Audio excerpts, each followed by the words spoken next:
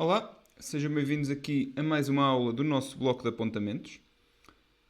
É a primeira aula desta série de português 10º ano e hoje o tema que vamos abordar é poesia trovadoresca.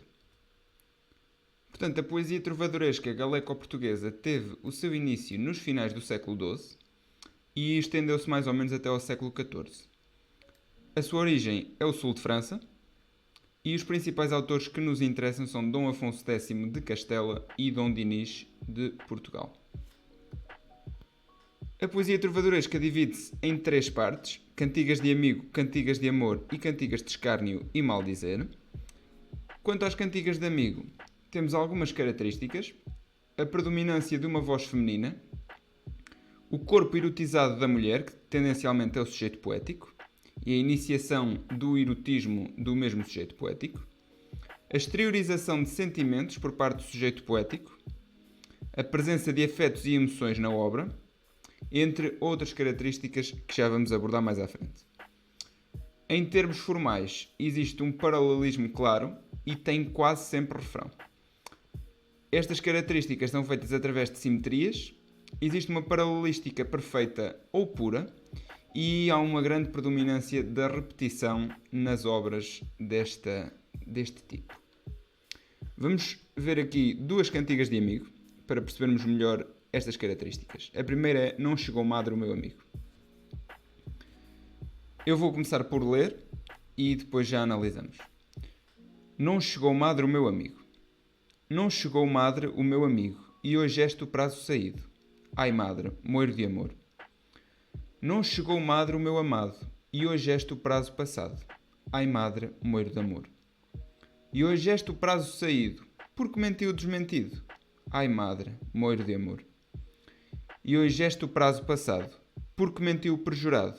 Ai madre, moiro de amor. Porque mentiu o desmentido, pesa-me, pois per si é falido.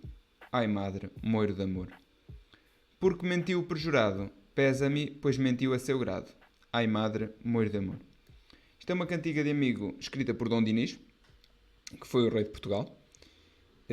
Como podemos ver, existe uma presença de refrão, que é o verso Ai madre, moiro de amor.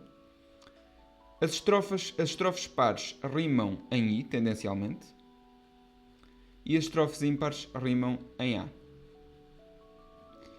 O assunto: o sujeito poético confia à sua mãe, que é o interlocutor, que é chamado aqui madre, confia-lhe o seu sofrimento amoroso, derivado da mentira ou da quebra da promessa do amigo. Neste caso, a promessa era encontrarem-se no prazo combinado.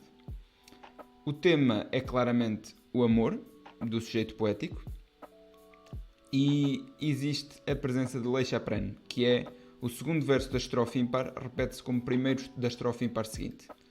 Onde é que se pode ver isto? Em E hoje este o prazo saído na primeira estrofe e na terceira a estrofe é iniciada por esse mesmo verso. O que é que se pode verificar aqui? A presença de simetrias através do Leixapren e a exteriorização de sentimentos por parte do sujeito poético.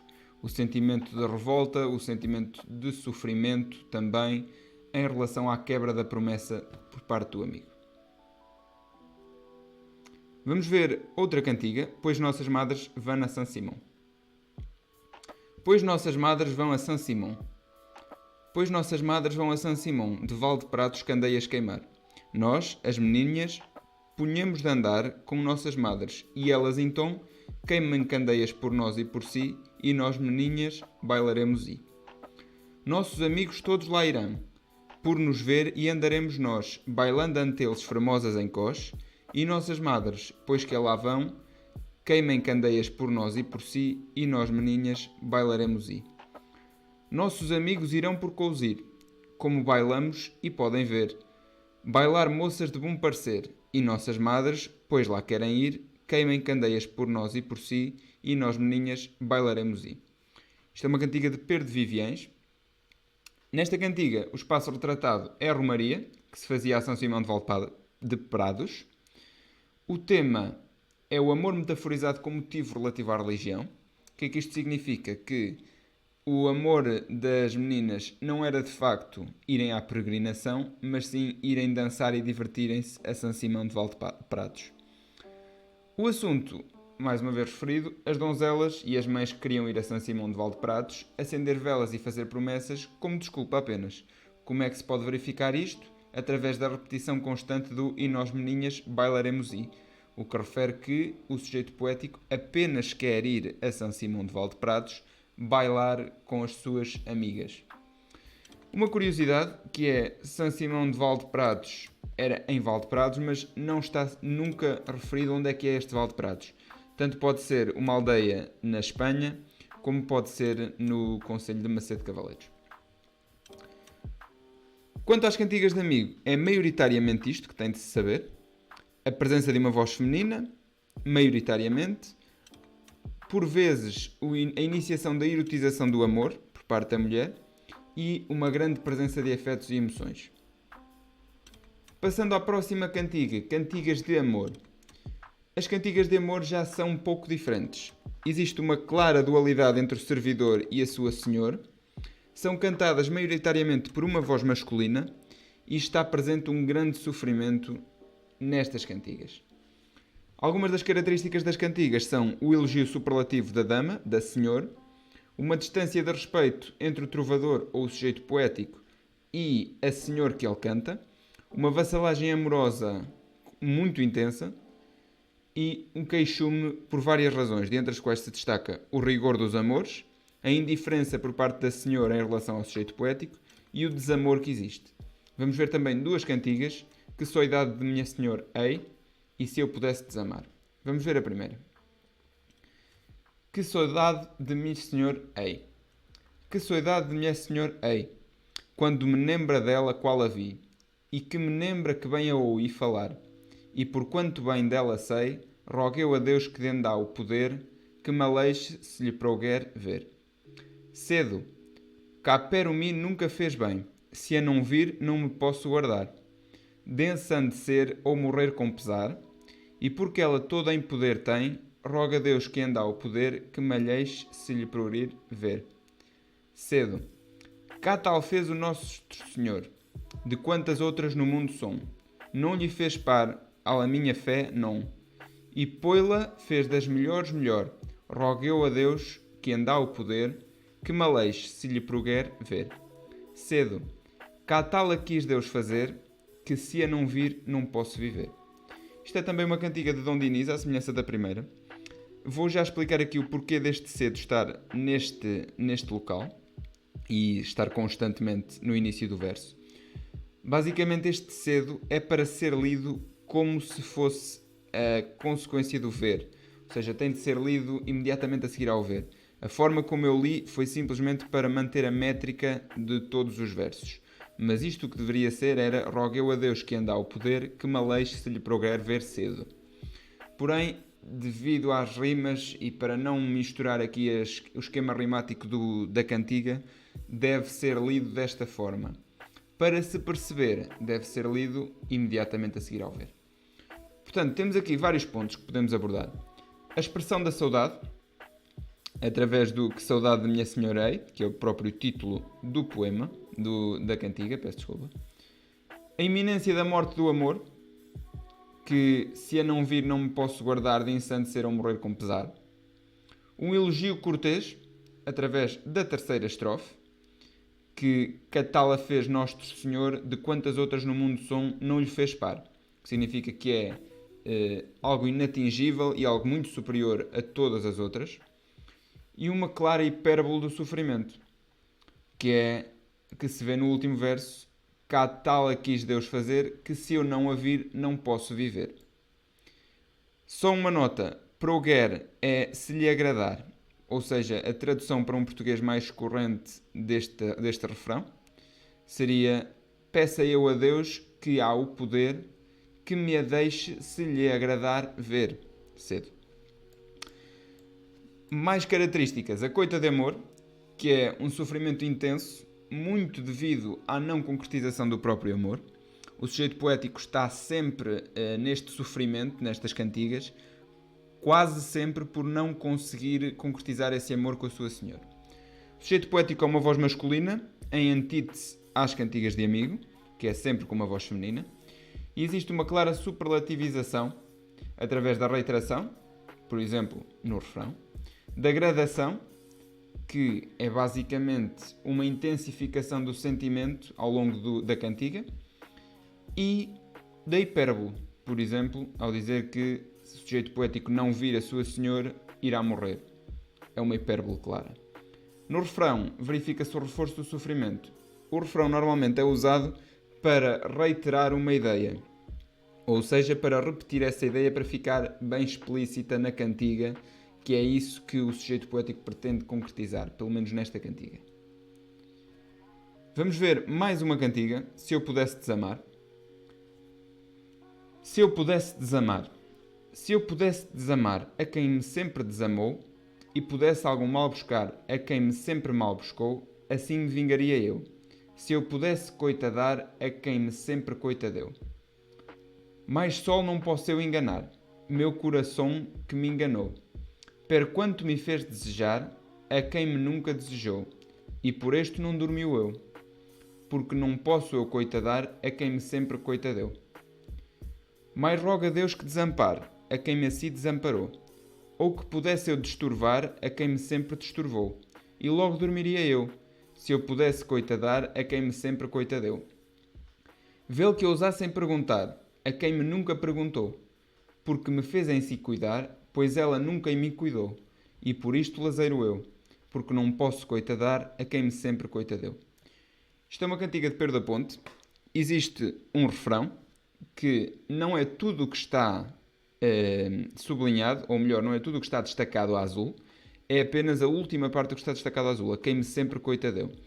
Isto tem uma clara intenção, que é verificar, ou melhor, reiterar a ideia de que o sujeito poético sempre foi mal amado pela sua senhora.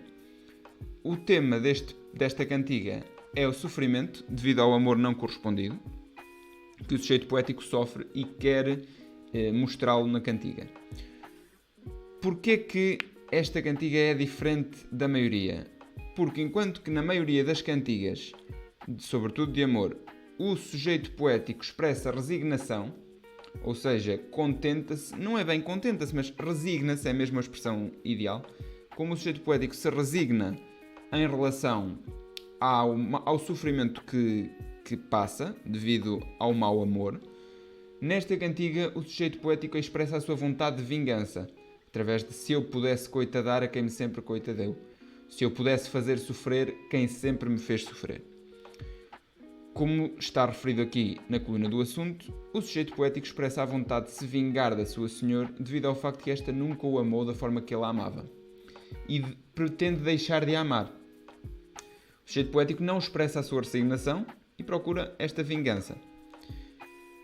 Portanto, quanto às cantigas de amor, é maioritariamente isto. O que é necessário reter? A dualidade de servidor-senhor, uma grande distância de respeito entre o servidor e o senhor e o queixume derivado da indiferença por parte da senhora ou da não concretização desse mesmo amor. Passando para o último tópico, cantigas de escárnio e maldizer. São muito diferentes de todas as outras. E são divididas em dois, que é escárnio e maldizer. As cantigas de escárnio apresentam uma crítica subtil e é o que está referido na arte de trovar, podem pesquisar, que as cantigas de escárnio são escritas por palavras cobertas que hajam 12 entendimentos. Ou seja, são escritas de uma forma plenamente subtil para não darem a entender perfeitamente quem é que está a ser alvo da crítica. As críticas de maldizer são uma crítica completamente direta. Não possuem 2 entendimentos as palavras e toda a gente fica a saber quem é que é o alvo desta cantiga. As características têm uma sátira personalizada e dirigida a uma personagem, têm uma crítica adjacente devido ao cotidiano dessa personagem ou a elementos físicos da personagem e são maioritariamente de mestria, ou seja, não possuem refrão. Existem algumas que possuem refrão, mas na sua maioria não possuem. Temos também 2 cantigas, que é o Ai Dona Feia, foste-vos queixar, e o Rói Queimado morreu com amor. Vamos então ler esta. Ai Dona Feia, foste-vos queixar. Ai Dona Feia, foste-vos queixar, que vos nunca louvei eu em meu cantar, mas ora quero fazer um cantar, em que vos louvarei todavia, e vedes como vos quero louvar, Dona Feia, velha e sandia. Dona Feia, se Deus me perdoa, pois havedes tão grande coração, que eu vos louvo em esta razão. Vos quero já louvar todavia, e vedes qual será a louvação. Dona Feia, Velha e Sandia. Dona Feia nunca vos eu louvei, em meu trovar, pero muito trovei. Mas ora já um bom cantar farei, em que vos louvarei todavia, e direi-vos como vos louvarei. Dona Feia, Velha e Sandia. É uma cantiga de João Garcia de Guilhado e possui também um refrão. Contrariamente ao que temos andado a dizer, que as cantigas de escárnio não possuem refrão, esta é uma das que possui o refrão. O refrão é só um verso, que é o único que se mantém ao longo de todo o poema, de toda a cantiga. Eu digo poema, mas é cantiga que deve ser referido. Dona Feia, Velha e Sandia é o refrão. Para que existe este refrão? Para intensificar o alvo da crítica. Para estar sempre a repetir as características da crítica que fazem com que o sujeito poético inicie uma cantiga de escárnio. Qual é que é o assunto? É a ridicularização do amor cortês, através da anti-louvação, se é que se pode dizer, de uma personagem, neste caso a Dona Feia. Existe uma crítica inerente às cantigas de amor, através do elogio a uma Dona Feia, contrariamente ao elogio que é feito nas cantigas de amor, que é uma superlativização, como já referimos uns slides atrás, uma superlativização da Senhor, através de um elogio intenso. Neste caso, existe um elogio a um ser que não é bem elogiável, ou seja, daí o chamar anti-louvação. É uma cantiga de escárnio, porque não está identificado quem é o alvo da cantiga. É uma Dona Feia, ninguém fica a saber bem quem é este alvo. O sujeito poético é uma voz masculina que tem uma atitude de pleno desprezo carregada de ironia, e os recursos expressivos são muito utilizados nestas cantigas de escárnio e maldizer.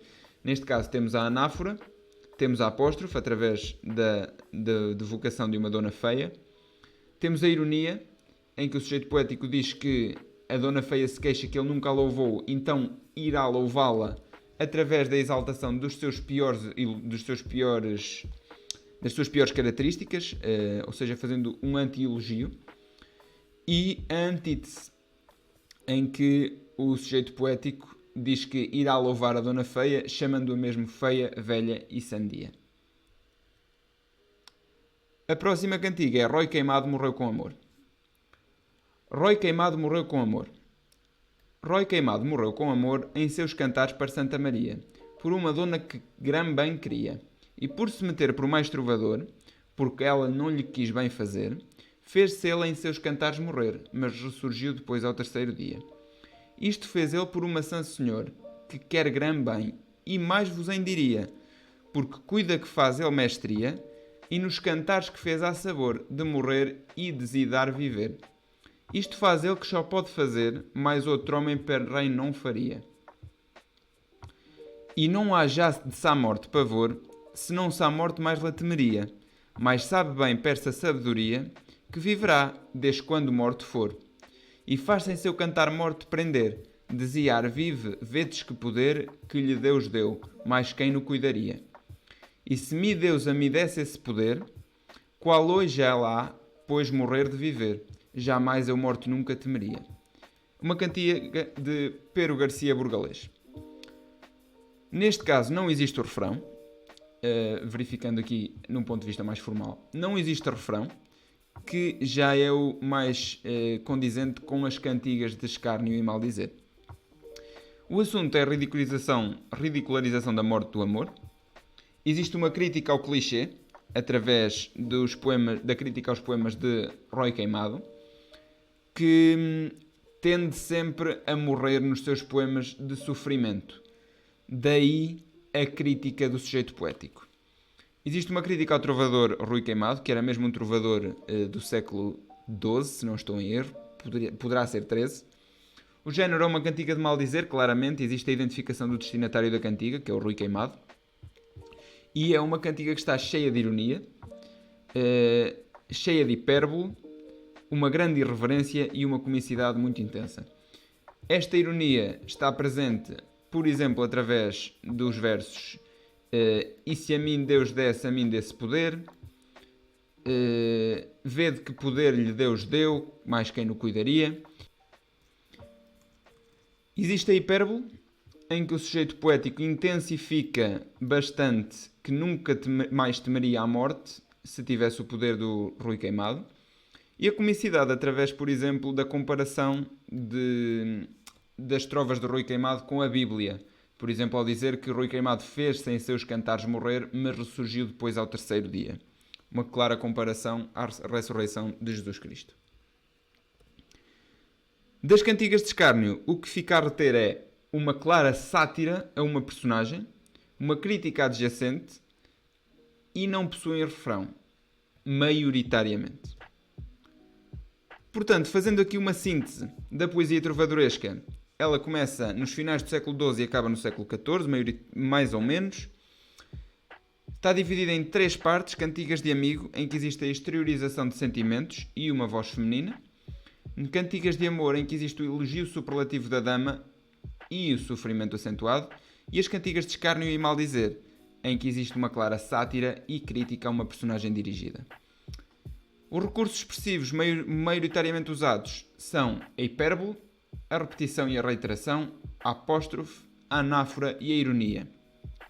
As características que são transversais a todas as cantigas são a musicalidade delas, através da rima, por exemplo, da métrica, a simetria em algumas delas e o paralelismo. Portanto, é tudo na nossa aula. Eu espero que vocês tenham gostado e espero contar convosco para a nossa próxima aula de português 10º ano. Obrigado.